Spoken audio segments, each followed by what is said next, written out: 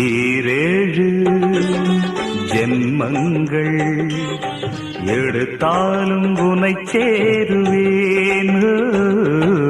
வேறாரும் நெருங்காமல் மனவாசல் தன்னை மூடுவே.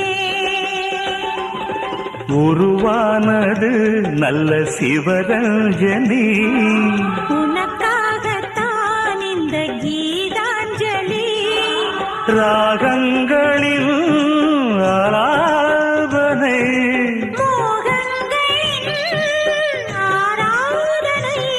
உடலும் மனமும் தழுவும் பொழுதில் உருகும் ஒரு ஜீவன்தான் உன் பாடல்தான் ஓயாமல் இசைக்கின்றது.